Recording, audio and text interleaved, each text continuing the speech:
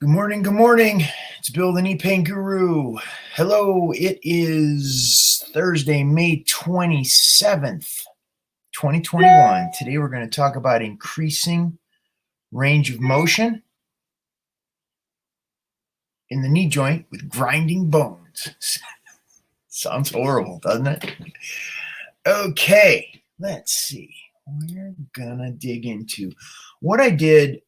I had a bunch of questions over the past, came in yesterday that all kind of like wound together.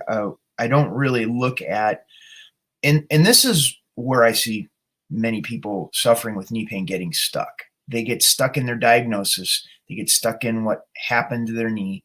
They get stuck in the pain, the emotional component of what's going on with their knee, and they're not looking at it from a principle base, like the source. So if you have bone on bone, you have to change the neurological signaling by creating comfort in the joint and setting up the conditions so the body can heal itself. If you have arthritis, same thing. Create comfort in the knee joint, set up the conditions so the body can heal itself. You have arthritis, create comfort in the knee joint, set up the conditions so the body can heal itself. If your knee bones are grinding, which is kind of like bone on bone, create comfort in the knee joint, set up the conditions so the body can heal itself. So from a principle-based perspective, it's all going to apply to whatever the situation is. Creating comfort, no matter what your diagnosis is going to make your knee feel better. Setting up the conditions so your body can heal your knee, no matter what is going on with your knee, is going to help your knee heal. And so when I get questions, and I understand we're working through the emotion of pain, and then there's the trauma that's happened in the body. So there's a little bit of like, we're trying to get through the filter. Whatever's going on with your knee is like the solution for it is going through all of this stuff that you're trying to understand from the docs and the PTs and drug shot surgery and searching through the internet and trying to find a solution. However, what I'm conveying, no matter what the question is, no matter what the situation is, we create comfort in the knee by getting the pressure off of the nerves causing the pain and set up the conditions so the body can heal itself. Your body does the rest. Your body does all the work. It knows what to do. It just needs the right conditions to do so. So, as I stated that, now I'm going to go into the questions that came in over the past couple days so we can possibly continue to pull away the filter that's going on that is keeping people from seeing the reality of what is going on and the message that I'm attempting to share. Okay, so Vicky says, how do you know if you have arthritis or not? You go to a doctor and you ask them. And by definition, arthritis is stiff, achy joints. Like if you look at a definition of arthritis, but you go to a doctor to have it diagnosed. And when the doctor diagnoses it, all diagnosis of arthritis is dehydrated joint. So it means your joint is drying up on some level. And I have had a video it was last week. What is today? Thursday? Yeah, it must have been last week, where I went into the details on the dynamics of arthritis, how the joint dehydrates because of the pain and the joint squeezes together. So it squeezes out the synovial fluid in the joint, and it causes this cascading effect that causes the joint to wear and hurt more. So then Vicky asked, by what test do you determine if you have arthritis? That would be a question for the doctor. I'm not sure if it's a test or like if it's a blood test or if they just move your knee around. And if it aches, then they say, you got arthritis. I'm not sure because once you begin creating comfort in the knee and rehydrating the joint, The joint doesn't hurt anymore. The joint doesn't ache. Once again, we get back to the basics, the principles of understanding how the body works. Doctors always blame on age for your pain when they cannot find what the cause for the knee and foot pain. Yeah, I mean, the doctors don't have all the answers. I know this may be shocking. The doctors don't have all the answers. You have tons of people that go to doctors and can't get an answer for what's going on in their body. Yet, it's a really difficult position for doctors to be in. I've got friends that are doctors. And it's a difficult position because you have people that either don't know how to or choose not to put in the time, energy, and effort to educate themselves so they don't have to go to the doctor. And what ends up happening is the doctor ends up being the be-all, end-all. Like, the doc's got to give me an answer. If the doc can't give me an answer, well, then who do I go to? So we have to begin to take our power back and begin to learn how our body works. We don't exactly have an operations manual when we're born, so we have to figure this stuff out. Well, how do we figure that out? Through awareness and understanding of what's going on in the physical body. We test things, we try things out. So there you go. So yeah, it's important that the doctors play a crucial role. This is not the poo-poo doctors. This is not the poo-poo physical therapists, because they play a crucial, valuable role in this equation, in your health. However, they're not the be-all, end-all. So we'll go on to the next question. Vicky writes, how do you get your stiffness out? Create comfort in the joint. I talked about that yesterday. The intrinsic movement of the joint, working with the intrinsic movement, not the gross motor movement. If I try to do a strengthening video, my feet becomes more painful. Well, then if that causes your feet to become more painful, then we don't do that. Like, we have to, this is the part of listening to our body, and doubling down on things that don't work aren't going to get us the results that we're looking for. It's the definition of insanity. We don't double down on things that don't work. We double down on things that do work. And what we're talking about here is changing the neurological signaling by working with the intrinsic movement of the joint and creating comfort. So that is create comfort. And the solution is, well, if you want to learn how to create comfort, you can go down below this video. You can subscribe to this video. You can go down below this video, sign up for the newsletter, and there's some other links there if you choose you want to talk to me or you want to work in one of my programs. And we just got a question here from Millsy, and I'll get to that in just a moment. Okay, Vicky asks, how to make an appointment? What phone number? How much do you pay? You go down below the video and click the link. Well, this is the link for the appointment. And the whole system will take care of it. And we can jump on a Zoom call, or I can call you, and we can discuss to your heart's content what you have going on with your knee, with your body, and what we can do to develop a strategy, whether it be you want to work with, you're working with a doctor, physical therapist, and what I am able to offer, or maybe you want to work with someone locally. You want to work with an herbalist or a homeopath or a massage therapist, whoever that is. We can kind of map that out so you know questions to ask, kind of sort through all of the craziness that goes on in your head around all this, and get you some solutions. And usually we break it down into 3 little baby steps, like what's going to help you the most over the next short period of time. So, okay, what do we have here? We had Millsy _019. I had ACL surgery in June of 2019 and still don't have full bend and doesn't look normal. I'm 16 years old. Is it too late to get back to normal? Well, being that you're 16, you want to make sure you're talking with your parents about this, because it's important. They're part of the conversation. Normal, I'm curious. The more that I've been into this, I'm curious as to what normal is anymore. However, it's important that your knee's comfortable. That is what I consider normal.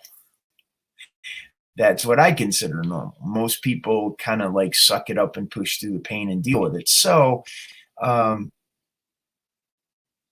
this is where people get into challenges, because they exercise every day to get the knee better, and exercise may not necessarily be the fastest strategy to get you out of pain.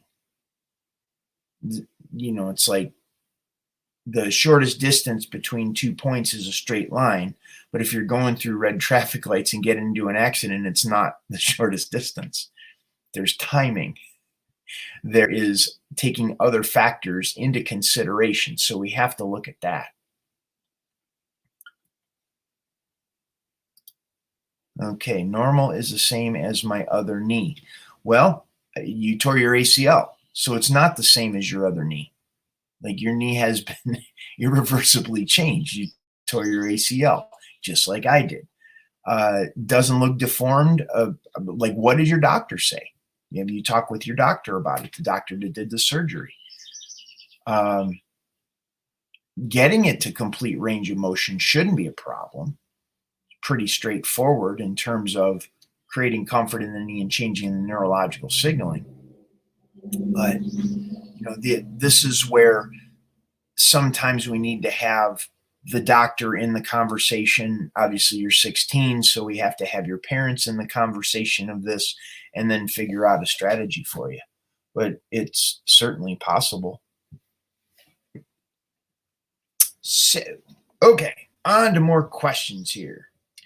Giovanni says, what do you do when your knee bones are grinding with every step? You create comfort. You create comfort in the knee joint and set up the conditions so your body can heal itself. It would be important to make sure that you know what's going on, like going to the doctor first, getting a diagnosis to understand what you're dealing with. Are the ligaments intact? Are the tendons intact? Do you have any, is there any bone spurs, fractured bone? We need to know what's going on. Without a solid diagnosis and an understanding of what's going on, then it's more difficult to develop a solid strategy. Not that we couldn't get improvement. However, it's just always better. Make sure you go to the doctor, get a diagnosis first. So, but the principles, it goes back to the same. If you listen to the very beginning of the video, when I said we got to create comfort in the knee, change the neurological signaling by working with the intrinsic movement of the joint, and then set up the conditions so your body is able to heal itself.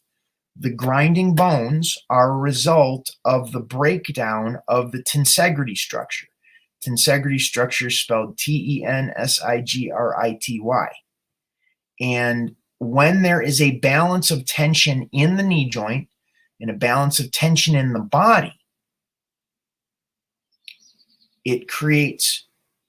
there's space that's created within the knee joint. That's how our body functions. Our body is a tensegrity structure, like a bicycle wheel or a geodesic dome. And when we have excess tension and stress in our neurology, that tension goes out of balance and it collapses the joint, causing the joint to wear. That's why it's important we look at the neurological signaling to shift the neurological state so the body can begin to reestablish that space within the joint, and which means it's going to be comfortable. And then we set up the conditions so the body can heal. Water, nutrition, breathing, mindset, stretching, supplementation, exercise, mobility. There's a lot that goes into that equation to make sure you don't one, you can get out of pain, and two, you can stay out of pain. So we need to look at all of these different factors that are contributing to why your knees hurt. Hey, we got a question. So it's not too late to improve range. You're 16. I work with people in their 80s and they improve their range. I talked to my doctor today. He said it won't ever get better again. You talked to your doctor today and it's 8:13 a.m. and you're 16. Okay. Well, then make sure you get your parents into the conversation and we'll go from there. How about that? Okay. David writes, any tips on regaining range of motion after MPFL? So I had to look that up. Medial patellofemoral ligament surgery.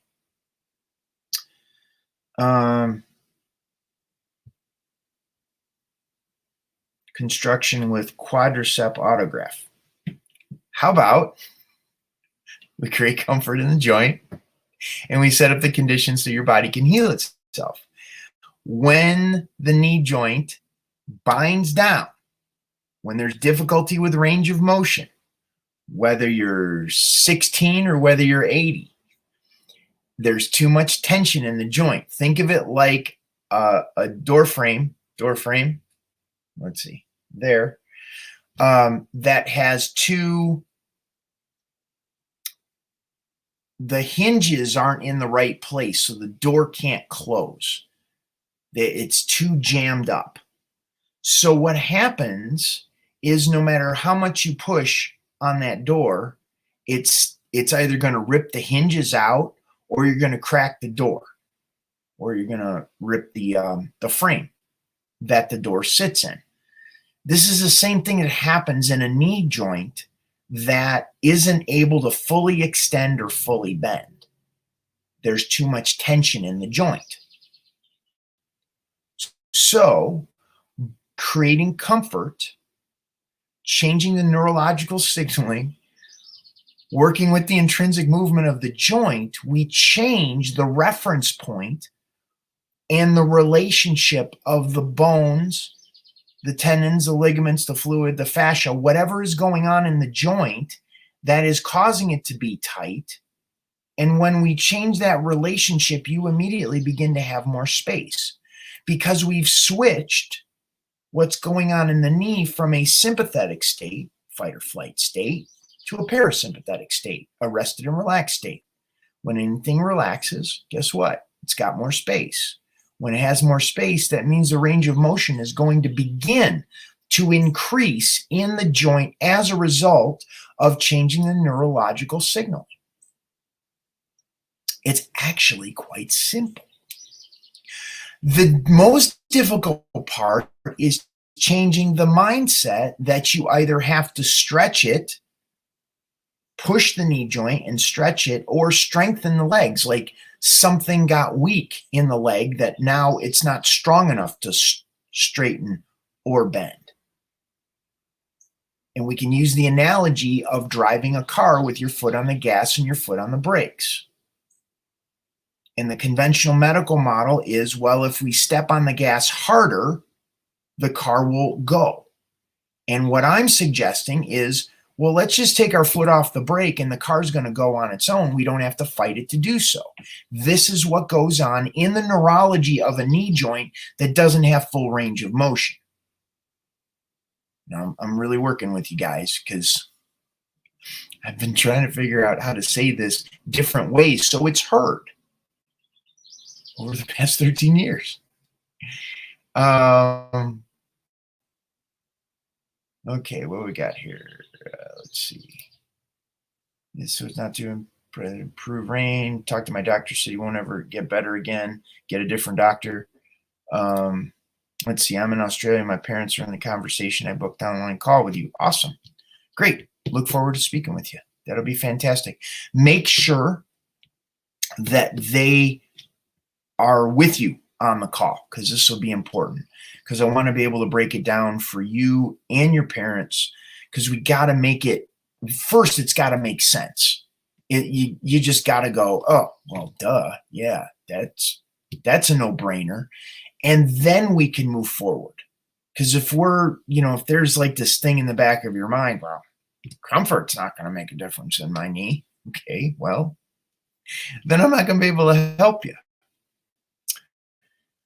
Okay, we got another question here and for those that are watching, please, if you have questions, please enter those in the comments section. We are broadcasting on YouTube, Facebook, Periscope, and feel free to forward this video to whoever you, friends, family, loved ones, a limp. Can the neurologic signal affect home screw mechanism? I'm not exactly sure what you're talking about, home screw mechanism. Are you? And so this is a couple different things. I just gave the analogy about the door, the reference of the hinges in the door, so that, and I'm not beyond understanding that trolls exist on the internet. So I'm just trying to get clear that it's a legit question.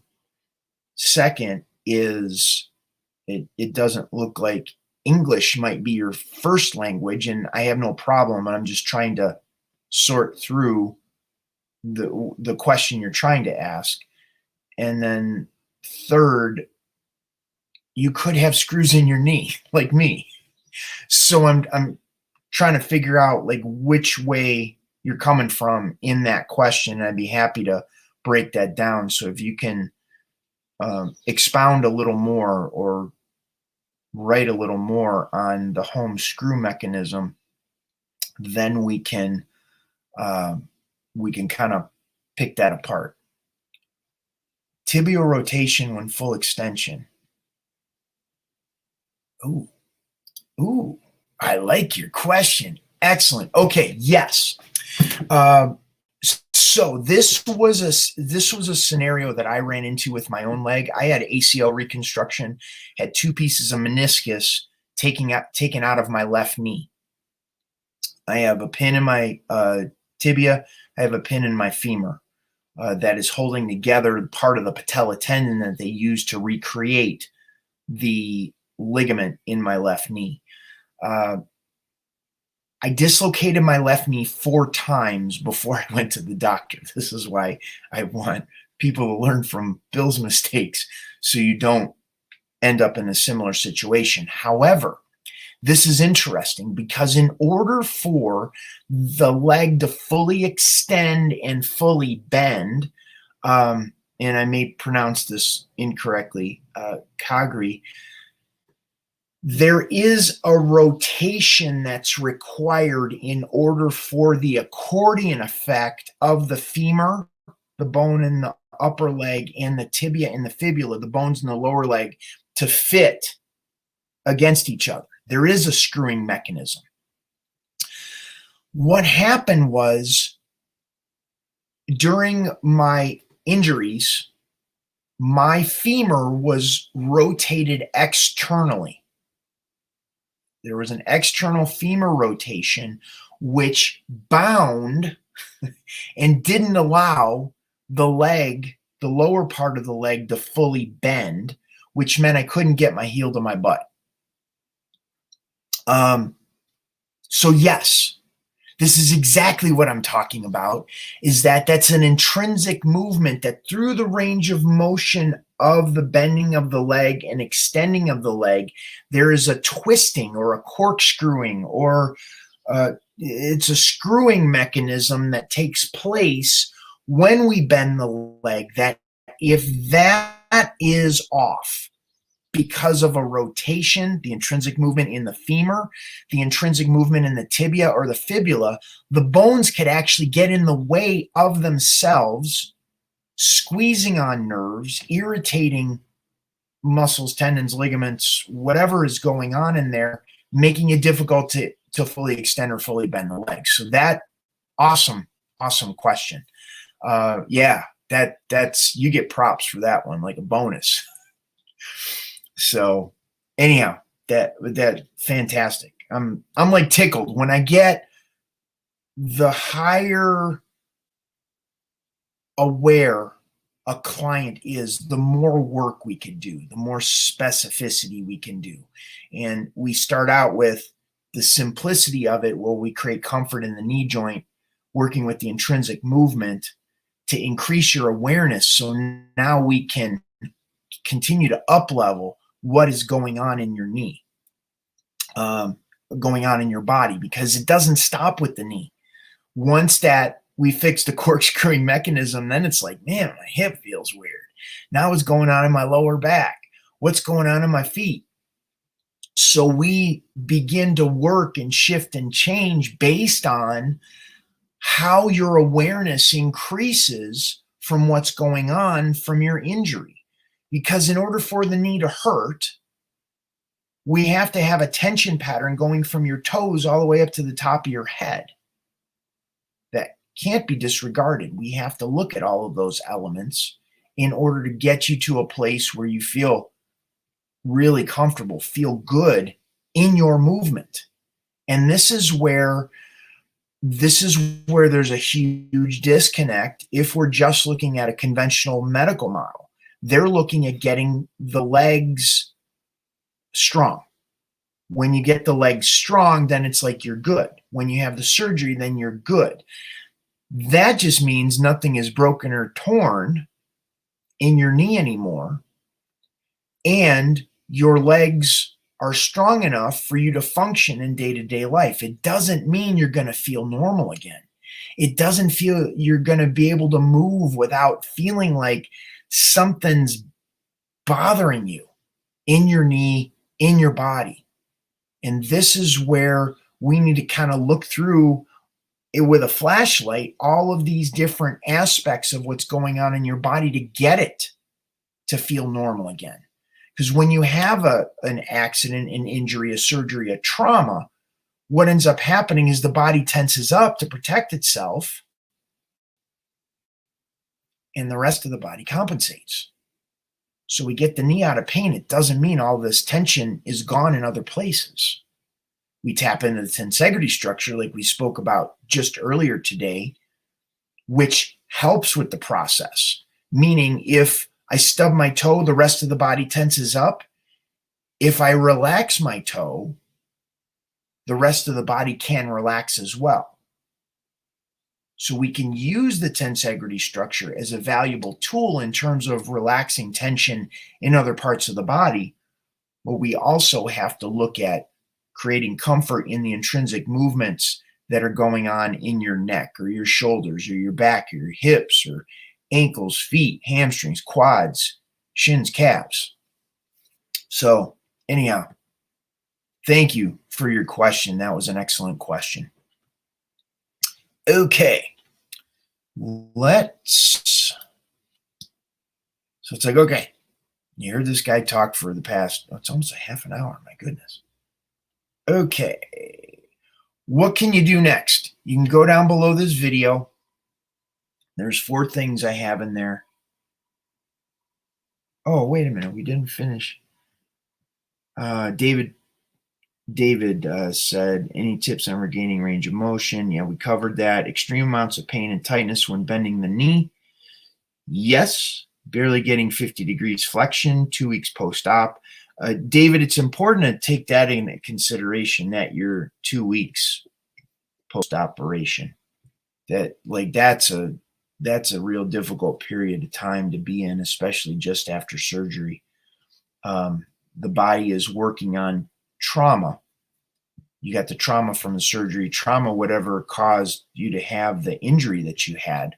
So you have a couple layers of trauma, and now you're trying to recover from that.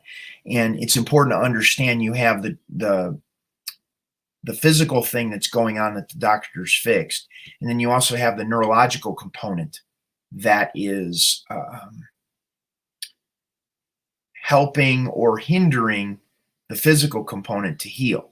So the faster and sooner we can address the neurological piece, the faster the physical piece comes back online, heals, because as we relax the tension in the joint or in this area, or you got the quadricep, the patella, working with the range of motion in the joint, the more we can relax that tension, the more we're going to have blood and oxygen going into these areas to help it heal. And this is where getting the body's healing mechanisms online the fastest, because we're addressing the neurological signaling by addressing the tension pattern in the joint through creating comfort, that's just going to speed up the whole process. So, okay, let's see. We got another question here. Millsy, what does a timeline look like to get back to full range since it's been 2 years since the surgery? 3 months, 6 months, 1 year? Well, that's going to depend. That's a lot of factors. It's a great question because there's always that concern. There's a lot of factors. One is your level of awareness. Like your awareness, the more aware you are of what is painful, and then by working with what I refer to as pain pattern interrupts to create something other than what is painful, is going to be helpful. The fact that you're doing the homework. Now, if you're committed, your level of awareness is up there, and you're really working on this stuff. And I'm not saying like you have to take a whole lot of time. We just need to fit this into your life. You can do it while you're sitting there watching YouTube videos. You can do it while you're sitting watching TV. You can do it while you're riding in a car. We need to dialogue to figure out, well, what is the strategy for you? You'd be looking at somewhere between 3 to 6 months. You're going to have some significant changes take place in terms of relieving the tension in the knee, and then digging into the nooks and crannies of what's going on in your neurology. The good thing about being more aware as we create comfort is you're more aware. And the bad thing about being more aware is you're more aware. So as we go through this and you create comfort in your knee, you begin to become aware of how tension is in other areas of your body. So it kind of moves the bar a little bit. So full range, yeah, it's definitely possible. You're going to see significant results in 3 to 6 months. Should have full range back within a year. It shouldn't be a problem, especially if you're 16. My goodness, that is, your body is still growing and healing at an incredible pace. Okay, we got here discomfort all the time for 6 to 7 months post ACL operation. So it can be about not relaxing our neurosystems, that tension we have on patterns. Yeah, that's all I've been able to really zero it in on, is these neurological patterns. And as you release these patterns, the body, that tensegrity structure kicks in, and you see things shift and change. You get increased range of motion. Your body relaxes better. You move easier. You sleep better. You're not as cranky. There's a lot of things that come back online as a result of changing the neurological signaling. Your belief system. A lot of times, like even within the first week of working with the program, that what we're doing is you're beginning to see results. You're beginning to see these changes and shifts that take place in the knee joint. It feels different. The pain moves. The pain changes. The pain is different somehow. The quality of it is different. And that's what we're looking for. And when we begin to gain that awareness that we're changing these neurological signaling through comfort, then we double down on comfort. We do more comfort, because the more comfort we create, the faster your body is going to be looking for the relief. And that's where we make these distinctions and nuances and have a very, the conversations become much different. We connect dots between what you did for homework and the results that you got, and what we need to do to slightly adjust what you did for homework so you can get better results. And that's what makes it different. It isn't going to be a set of exercises or stretches that you're going to do for the next 30 days and hope in 30 days that it might be different. And that just doesn't work. Your body is much more complex than that. Your body is much more nuanced than that. And if we aren't looking at that level of scrutiny as to what's going on or what you're dealing with, like, for instance, we got 6 to 7 months post-op ACL is going to be a different pattern. Positions of comfort are going to be completely different than someone who had ACL surgery that's 16 years old that's been dealing with it for 2 years. It's been 2 years. So he's been limping around and struggling with it for 2 years, as opposed to another person who's only 6 to 7 months post-op. Different dynamics, different ages. Well, what's your job? Do you stand for work? Do you walk for work? Do you sit down for work? Completely different situations and scenarios. We can't put you in a cookie cutter box and say, oh, just do these exercises and then you're going to be good. That's not how it works. Or like those that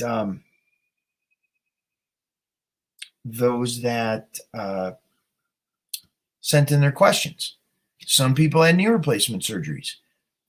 Gentleman is dealing with range of motion with a medial patellofemoral ligament surgery, and dealing with quad stuff. These are all very distinctly different patterns, distinctly different surgeries, distinctly different diagnoses, but we still got to go to the basics of creating comfort, changing neurological signaling, and setting up the conditions so the body's able to heal itself. Is this making sense? If it makes sense, give the video a thumbs up, like and subscribe to the Knee Pain Guru YouTube channel. Turn on notifications for future videos, as I do these Monday through Friday, pretty much. But so I'm going to have to wrap it up here. We're getting close to 40 minutes, and I got to do some things this morning. But want to know your next step? Go down below this video, sign up for the newsletter on the kneepainguru.com website. Let me get the kneepainguru.com website. I have, you can sign up for consultation if you want to talk to me in depth about what's going on with your knee. Millsy, I believe, said he was going, or he already had done that. So I'm looking forward to speaking with you and your parents on that. And the third thing is my group coaching program, which is Knee Club. Knee Club, we meet twice a week in a Zoom call, private Zoom call. It's a group Zoom call. It is private. It's not out there to everybody on the internet. And you tell me what's going on with your knee, and I point you to specific videos in my members area of my website where you begin to work for homework. You work those for homework, which is going to start giving you relief today. That's the important thing. You see changes today.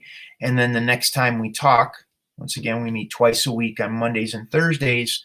On the next call, then you say, hey, I did this, I tried this, this is what I noticed. This is what changed, this is what shifted, this is what I didn't notice. Nothing changed or anything like that. And then we build on from there to continue to get your results. So that is Knee Club. Let's see what we got. A question here. Let's see. Thanks, Bill, so much for giving me some positivity. Can't wait to talk to you. Yeah, and this is when you feel like you don't have any options it feels pretty helpless and hopeless. And I can imagine what it feels like to be a 16-year-old boy and you're struggling with this stuff. It's got to suck, So I empathize with that, and I don't want anyone to feel helpless and hopeless in terms of what their needs, what they're feeling with their needs. What's most important, though, is in order for there to be other options, you have to think differently. You have to think differently, and that's what these videos are for, to get you to think differently about how your body heals, how your body works, how your body functions.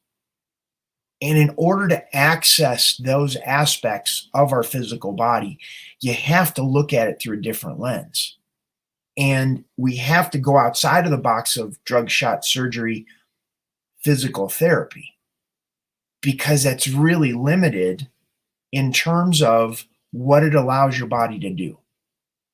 So I'm glad I was able to help. I look forward to speaking with you and your parents. Thank you all so much for being here. I appreciate the great questions that came through. Share this video with those they're struggling, that are limping. It stinks. So anyhow, Bill Paravano, the knee pain guru, going to sign off for today. Have a wonderful day, and I will see you on the next one.